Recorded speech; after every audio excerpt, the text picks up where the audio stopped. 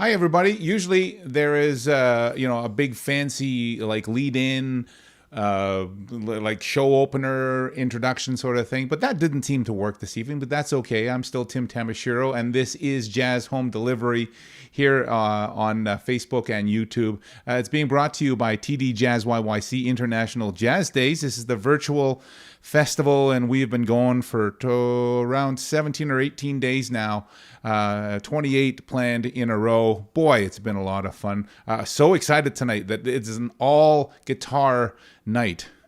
Featuring our friend Larry Roy from Winnipeg. He's a Juno nominator and a fine educator. And we also have Aaron Young, who is a guitarist from right here in Calgary, the Yngwie Malmsteen of all genres.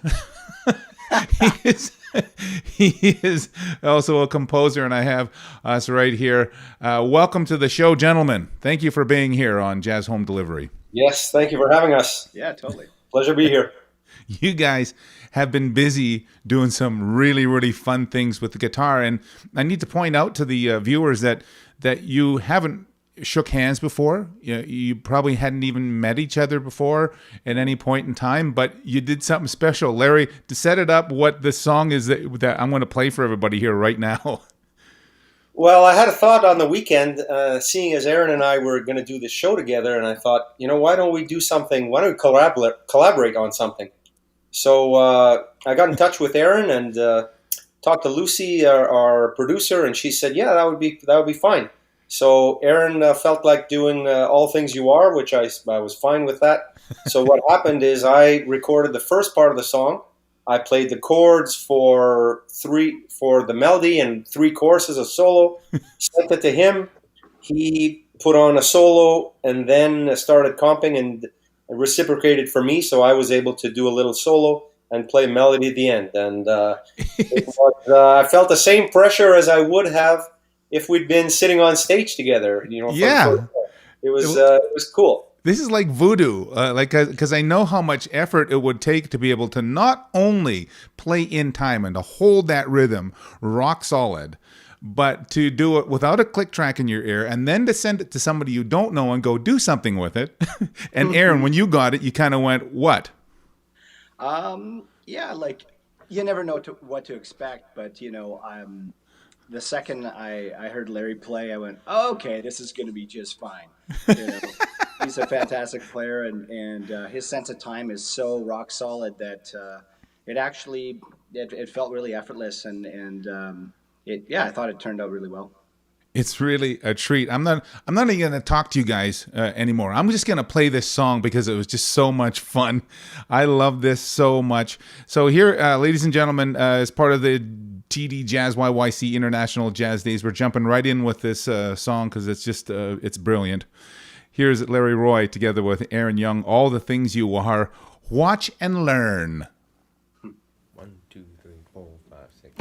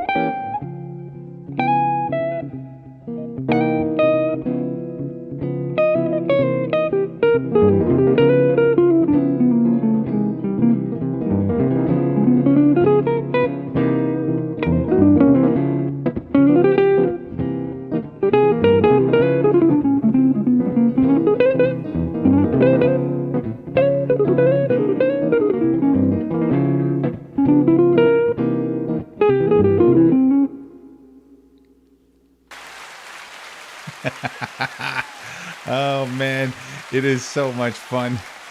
There we got Aaron Young and Larry Roy together playing guitar for the first time together, literally. And it was like there were two Tommy Emmanuels on the screen there. It was just so much fun.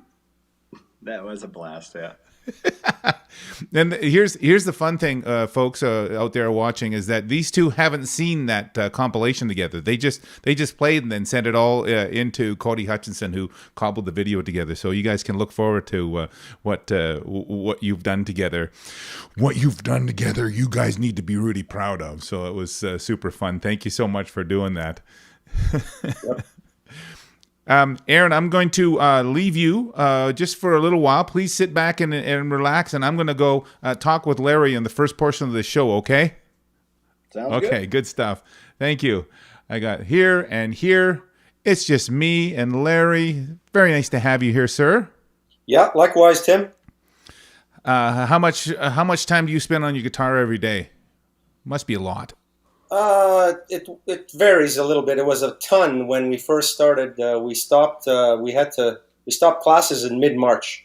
So the first couple of weeks, really, I think it was a massive adjustment for everybody in every domain. I think just to be stuck at home, not to be able to do really anything. So I practiced quite a bit at that point. Well, it took a little while to get comfortable with that, and then. So I'm doing some renos on the house and doing a little bit of this, a little bit of that, but practicing quite a bit. Oh, good. Do you allow yourself to swing a hammer when you're doing renos around the house, just in case?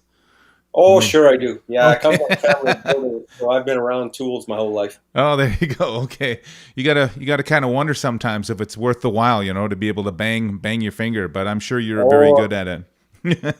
There have been some mishaps. Yeah. You're working on a brand new album together with the Winnipeg singer Aaron Prop. Your first album together did very well. You even got a Juno nomination on that. So tell me about what you're going to do with your new album. Well, we've been writing some new music for the last few years now, and it was time to put this to go into the studio and do this. A variety of things, different types of music. When you're writing this stuff, you feel like you're writing the same tune over and over again. That's just a hazard of being a composer and being self-critical. But as we started recording, I realized that there is actually a fair amount of variety on this record. We were fortunate. We were able to bring in a couple of our friends, Larnell Lewis and Mike Downs, flew in from Toronto to record in the studio the last week of February, right before these restrictions hit.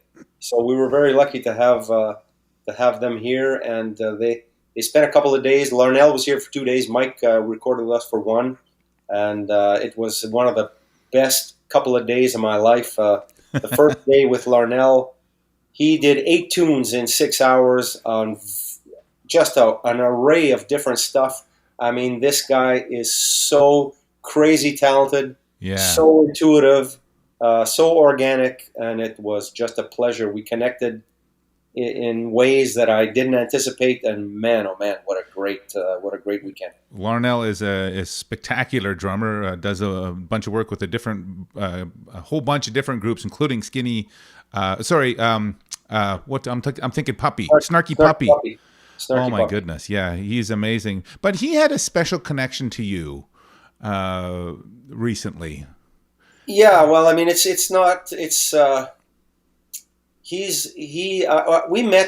I met him about 6 years ago. He was in town, Winnipeg, doing a CD release with a piano player at the time. Yeah. And the guy hired Aaron and I to do the opening for the CD release. And Larnell came to say hi, introduce himself after that. And he said, I love what you guys are doing as a duo. He said, as a solo guitar, to be putting those sort of grooves out there for a singer by yourself is just he just loved it. Yeah. And when he came to town a few times, and he was doing some drum clinics for Yamaha, and apparently just asked the crowd. He said, "Where's Larry Roy? Where's Larry Roy at?" Were you there? I wasn't there, no, because we do a Wednesday night jam with our university students. Yeah. And this happened to be a Wednesday night, so somebody in the crowd said, "Well, Larry's at the Wednesday night hang." So they brought Larnell to where we were at, and we got to hang out and play a bit. And he's enjoyed our music, and I think, I mean, this I he made a playlist. He made a playlist. He made a playlist of your music because he enjoyed your music so much. I love that. Yeah, he did, and he had some family health issues with his newborn son, Oh, goodness.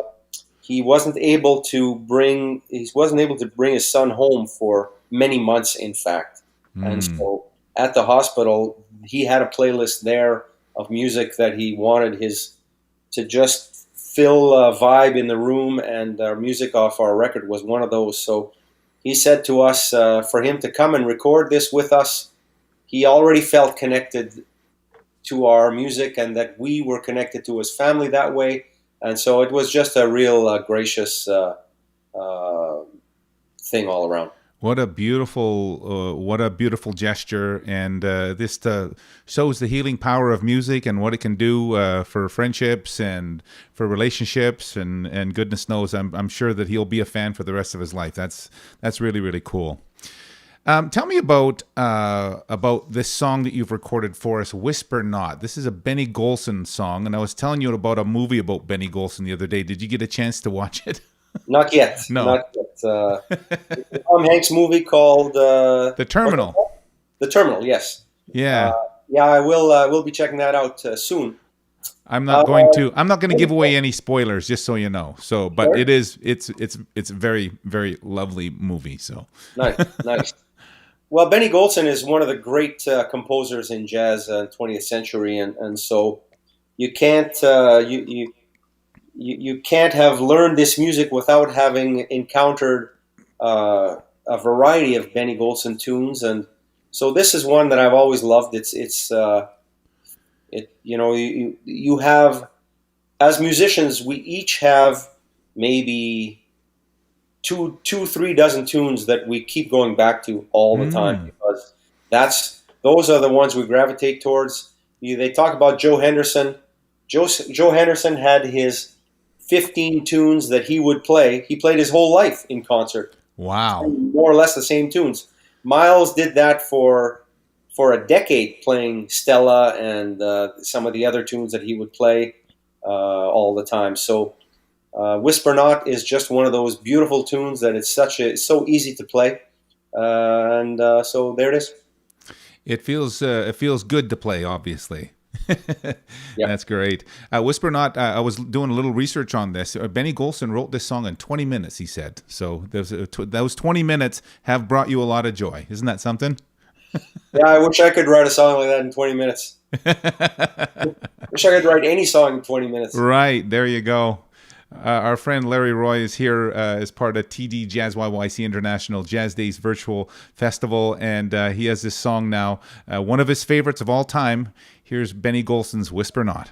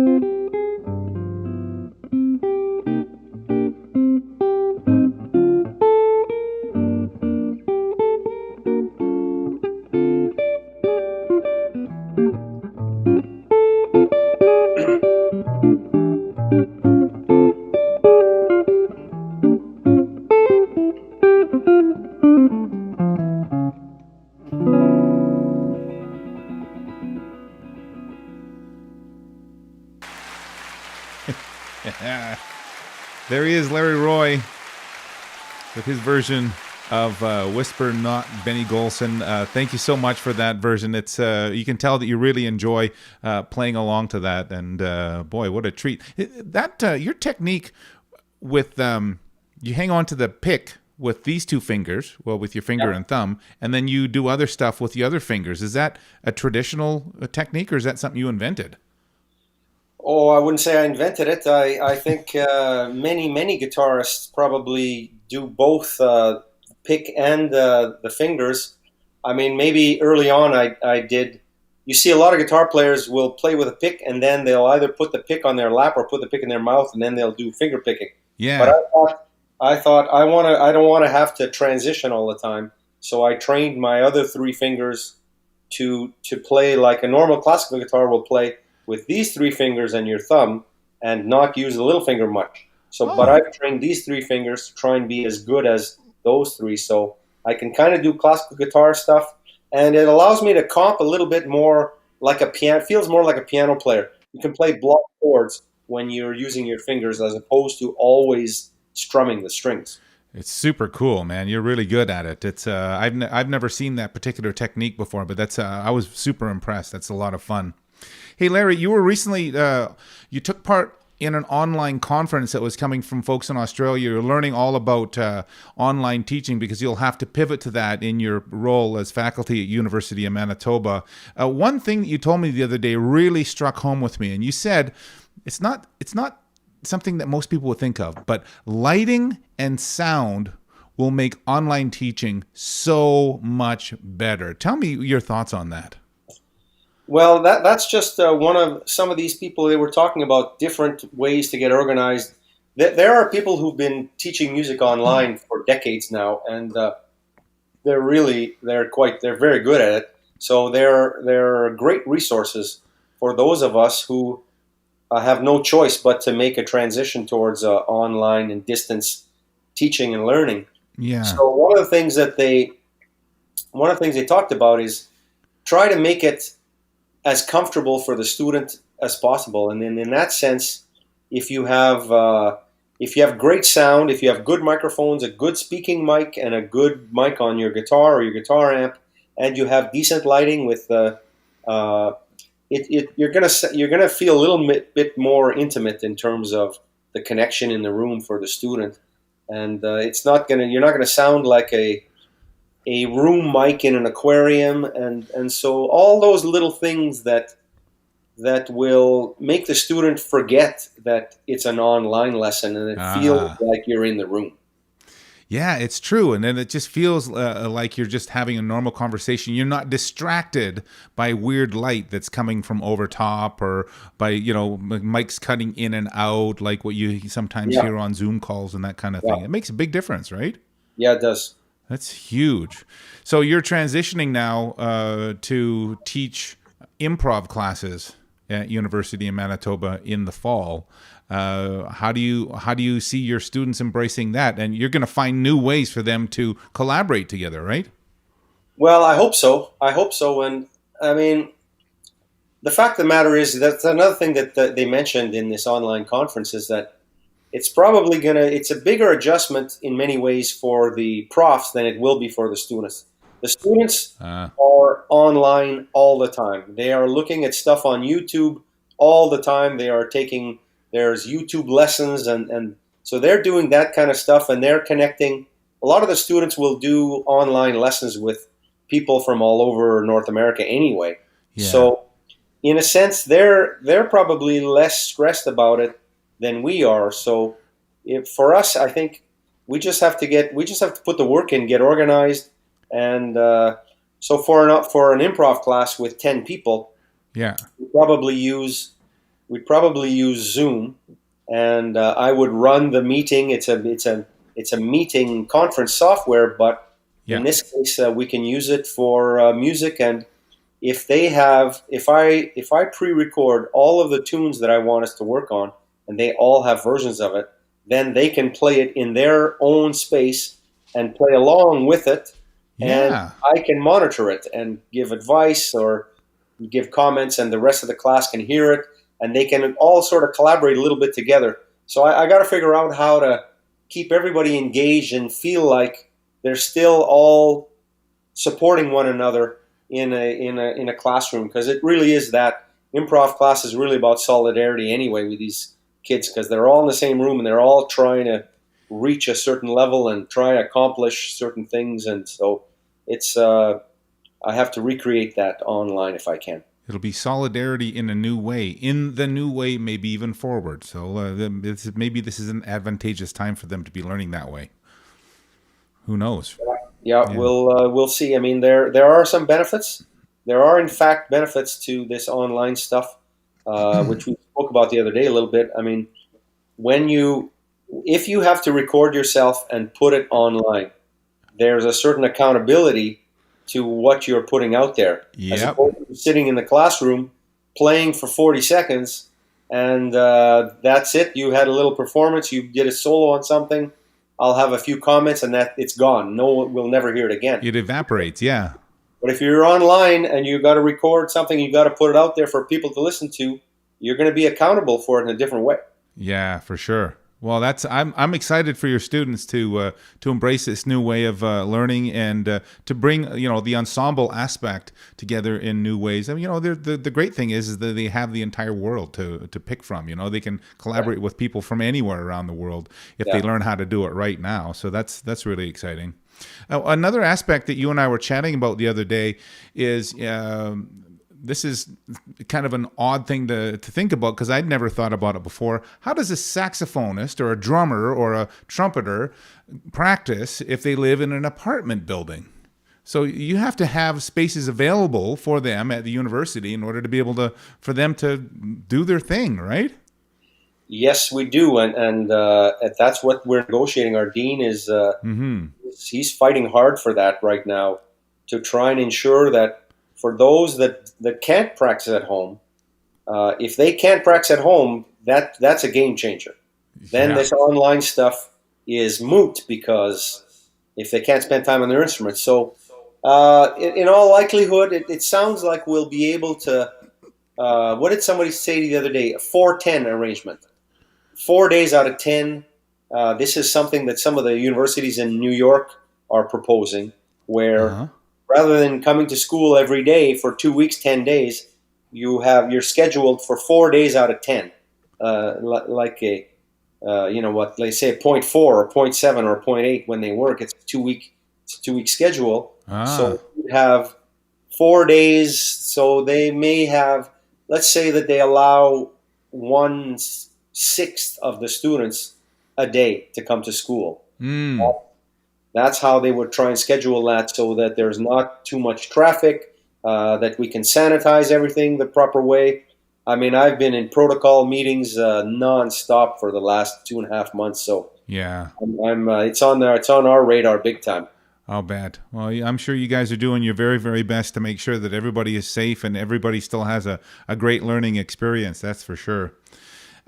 You were approached by one of your students recently who wanted to play the song Misty. What was your reaction to that, and how did you help them?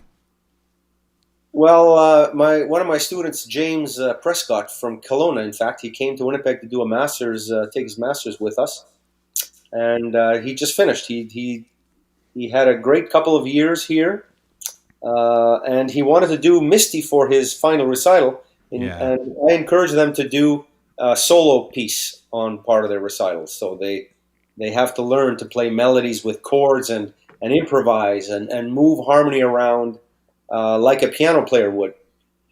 But when he suggested Misty, and I mean I've played Misty most of my life. I don't play that often, but in order to help him, I needed to come up with some pathways that I could share with him.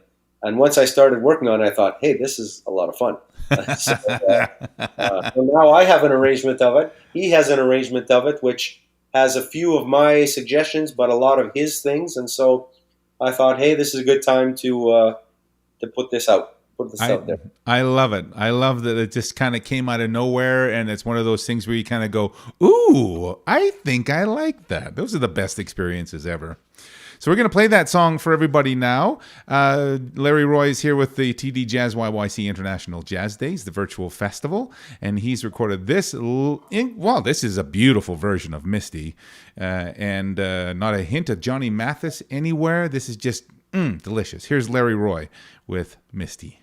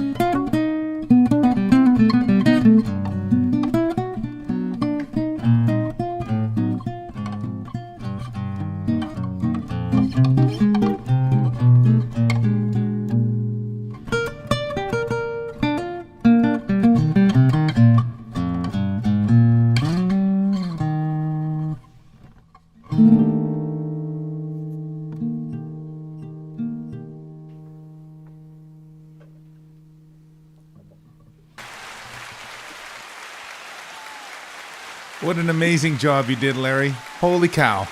Loved every minute of it. Thank you so much. Oh, thank you, Tim.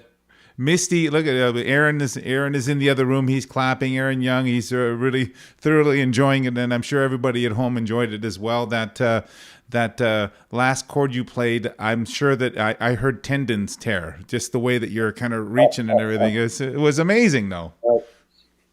Yeah. I have short fingers, but they can sure stretch. Yeah, you put a lot of hard work into it. I'm going to bring Aaron into the picture here, and I have. Wasn't that wonderful, Aaron? Wow. Yeah. So amazing. Much fun. I wanted to bring Aaron into the picture because I'm sure we're both wondering, how come you have such a good haircut? Like you have such a good haircut, Larry, and it's COVID. Like how are you doing that? Like, do you have a barber in the house or something? Well, no, but they I mean, I looked like Shaggy DA about a week ago. Oh, did you? Okay. I looked like Disney's Shaggy DA, and it was driving me nuts. So, I mean, our numbers have been so good here that they've lifted some of those regulations. Oh, good. I pretty much wrapped myself in Saran wrap and wore gloves and a mask, Yeah. and I agreed to take my hat off because otherwise it wouldn't have amounted to much. But I went to see my hairstylist, and she was wearing a mask, and we took every protocol. I wore gloves, and Good. I got home. I got rid of all that, put all that clothes aside, and everything else. And so, Well, you look like $1,000,000. I'll tell you. My wife gave me a haircut with the kitchen scissors actually about a week and a half ago. So you look like $1,000,000. Thanks so much for being on the show. Really appreciate that. Larry, will you excuse me? I'm going to go over and talk with Aaron here for a bit. All right? yeah. Hang there. That's good. Aaron, good to see you, buddy. Good to see you, my friend. It's I don't get to see you enough, but I always have so many wonderful giggles and laughs every time I do see you, and I'm always amazed at your talent. Thank you so much for being on the show. Oh, this is great. Larry's amazing. Holy. Yeah, yeah, it's really really a treat to have you both on the show. So leading up to all this craziness, all this zany time at home, you were on a 40-day tour in a bus, and you were in Saskatchewan. Yep. At that time, it was under 10 people in Saskatchewan had tested positive for COVID, but It was something like that. there were people on the tour bus that were going, no, I got to go home. So tell me more about what you were seeing at that time and what happened to the tour. Well, it all changed really quickly, but we started our tour with Gord Bamford, my band Ghost Boy, myself and Denis Dufresne, and we first went to Brandon. Actually, show was great. Things were starting to get hype up in the media, and everyone's wondering, oh, I wonder what's going to happen. But literally within 24 hours, everything changed. Everything changed. We right before we went on stage in Moose Jaw, Gord Bamford was like, "This is our last performance," and we're like, "What? Yeah. How is that?" And it changed that quickly, and we ended up going home after that performance. But that's what's been going on. And there were so that particular night, not that it was a bad thing, but there was 2,500 people in the show having a good time. Yep. And that was them probably. Did they kind of understand the full scope of what was going on, like compared to what you guys did, or what? I think they did at that moment. I think Yeah. that, it was as much of a shock to them as it was to us in a way. I mean, we learned about that maybe 10 minutes before they did. And it was like you could just feel it. It was like, this is probably the only live show of this size happening in North America at that time. Wow. So let's have fun. Yeah. And then let's go home and shut it down. And just to be clear, you were in Moose Jaw at the time. So, this is a smaller community. Chances are it hadn't been even remotely touched by any of the virus. That's right. Yeah. Yeah. So Wow. that's the only reason why we went ahead with it. But Yeah. the 30 shows after that, they were canceled. All done. Yeah. So you came home. You came home to Calgary. And what did you get busy doing? I wasn't really sure what I was going to do at first until I turned on my computer. Oh. And then I saw a pile of recording work that needed to be done, and it just keeps on flooding in. So it's Yeah, good. is it? You've set up a studio, and you've had a studio in your home for many years, and you might consider that diversifying or whatever it is. Sorry, my dog is barking right now in the middle of can the hear show. that, yeah. This is all good. Yeah, it is what it is. What are you going to do? Just excuse me, Stewie. Quiet, please. Stewie. Thank you. Good boy. No, good boy. Quiet. Anyway, so you got home, and all of a sudden there's all this recording work available for you. You had not expected that, I would imagine, right? No, I didn't, because I wasn't even remotely focused on that. I was focused on, I'm going to be away from home for 5 weeks, and that's what I'm going to be doing. And then suddenly I'm back home, and I'm like, what do I do now? And I mean, there's always something to do for sure. But when I opened up, the files on the computer, I went, okay, there's a lot to do here. And then, of course, my partner in crime, Denis Dufresne from in my band Ghost Boy, we bunch of stuff happening there. It's been actually a really busy time. Yeah, and the word collaborate keeps on showing up a lot of times in your email, right? Because they know that a lot of musicians around the country in all kinds of genres of music that you work in are probably saying, hey, you know what? We need a guitar player. That has happened. Actually, just recently in California, my good friends in the band, Daring Greatly, sort of like this 70s, really cool sort of folk rock band, they just sent me a track and they were like, lay something down on this. So, I mean, it's always happening. Yeah. Lot of stuff like that. Well, I'm glad that you're keeping busy and almost too busy, you were saying. And on top of that, you're teaching students as well, about a dozen students a week. Yeah, I've been doing that as well. And learning the interface, learning what works and what doesn't. And it's kind of weird teaching people remotely at first, but I'm getting used to it. Yeah. Well, that's good. Aaron, tell me about this song that you've sent to us. It's called I Found Myself, and this is a song that you penned. How was this song inspired? Good question. I would say probably, it was funny. Today I was thinking about that song, and I was like, when did I even write that? And I was like, I think I wrote that 10 years ago. And I was like, no, I think I wrote that song 15 years ago. I was like, no, go back. It was probably closer to 20 years ago that I wrote that song. I come from this like a fingerstyle guitar school of like Michael Hedges and Tuck Andrus and that kind of stuff. And I've always experimented with open tunings and all kinds of things. And this song, for me, at that moment in my life, I was checking out a lot of African music and like DeGarry, stuff like that. And even Pat Metheny at that time was doing a project called Secret Story. And there was some really, really cool African-inspired music on that album. And for some reason, this kind of came out of that. Interesting. Well, I'm really excited to play this song. It's called I Found Myself, and it's 20 years old. So thanks for bringing out the fresh stuff for us, Aaron. It's always changing and more. I've known you for a long time. I can give you the hard time. It's beautiful. Aaron Young is here as part of the TD JazzYYC International Jazz Days Virtual Festival. Here's Aaron Young with his self-penned song called I Found Myself.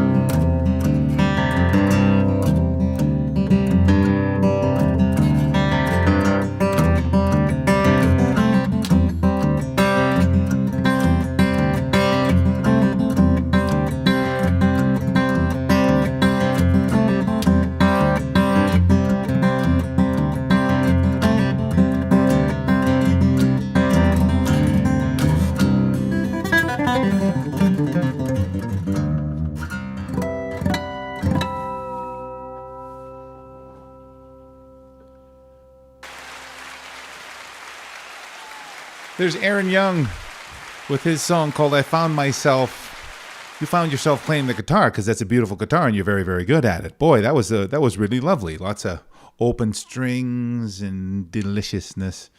Wow. So Thank much. you. What kind of guitar was that? That is a guitar I bought in 2005 called a Haydn. Michael Haydn made that guitar. It's a thin line jumbo guitar. It's a huge guitar, isn't it? Yeah. Beautiful It's good size. sounding. Holy cow. Lots of depth there, that's for sure. You're a really diverse fella, you know. I mean, you take gigs, but you also have your own band, and then you do recording, and you do collaborations and video and audio and all this kind of stuff. How important is it now for musicians to think diversity? Is that a piece of advice that you would kind of cast out there? You know, I give it all the time to my students and peers. I think that especially right now, we're learning this the hard way. That, you know, the guy that's focusing just on live gigs, it's like, uh-oh, what are you doing now, right? Whereas I've always kind of spread things out a little bit, at least enough that, you know, well, let's be honest, I get bored really easy, you know. Oh, do you? So Okay. it's kind of always been that way. So, you know, I Yeah. love the recording bit and I love playing live and I also love teaching. I love teaching. And Oh, so good. between those three things, I find that, yeah, I stay busy. Definitely. Yeah, no kidding. And if there's you have a hidden talent that not many people know, but I think you're a voice double for Bubbles on. Do you do like the no whatever? I don't even know what you're talking about. You're so good at that. You're so good at Bubbles. Oh my goodness. So yeah, you've jumped into for a couple of years now. You've been making a lot of music videos with your partner Denny Dufresne, who's an incredible mandolin player and fiddler and musician, guitar player. He plays it all. So you know, in terms of video, this is really one of the things that I'm finding is happening. Is that this is a way to not only stay in touch with our fan base, but also as a means of creating an income. And you guys have an interesting project where you actually get patrons to actually pay for some of your videos. Tell us about that process. Okay, well, like since we got booted off our tour, thanks to COVID-19, we Yes. have been, and it's all good. We've been doing a lot of these sponsored videos, and what that means is a number of businesses and people have been getting a hold of us, and it's almost like they can pick the song that they want, and there's like, you know, I'd love for you to do a version of this song, so we do it in our own way, and sometimes it's with a full band. And we produce it very much the same way that Larry and I produced All the Things You Are. It's kind of like, oh, here's what I'm doing, now add on to it, right? Yeah. And so we've been doing that, and yeah, it's been a lot of people getting a hold of us and wanting to do that and dedicate it to people, and some of it's for charity. Yeah. It's really interesting. It could be it might be somebody saying, it's my anniversary coming up, or it's my son's birthday, or whatever the case, and he loves XYZ song, right? And you guys could jump in and be able to create that in a meaningful way.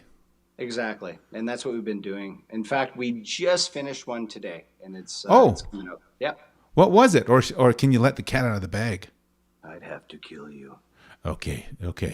Murder was not part of this whole setup here. But this I'll is. give you a hint. It was a Beatles song. It was a Beatles Oh, song. it's perfect. It's it's absolutely okay. perfect. Yes. Yeah. You can't go wrong with those, right? You have one more song that you've created for us, and I'm really excited to play this for people too, because you say you country fried this. Explain yourself. I come from the old school sort of Chet Atkins, Merle Travis, fingerstyle kind of stuff, and grew up kind of learning that. And so whenever I'm kind of flipping through the real book, I'll often pick songs that you can country fry, just kind of change it up a little bit. How do you describe country fry, though? I mean, it's not like just, you don't dip it in egg and a flour wash or anything like that. Well, in this case, you're looking for a good two feel, and that this sort of thing, where you can just feel that two feel, and if you can feel that, and a lot of that is earlier trad kind of stuff, right? Yeah. And this tune, Cherokee, I've played for years, but typically it was just a burner, like a real fast swing and something to blow over real fast. But one day I was like teaching, I can't remember, one of my students, I was like, well, I think this would make a really good sort of Merle Travis sort of thing. So kind of what I ended up doing. It's so much fun. I'm really excited to play this song as well. Our friend Aaron Young is here with us on Jazz Home Delivery, and he is he has dipped the song in an egg wash, and then flour, and then another egg wash, and then an extra coating of flour. Here is his country fried version of Cherokee.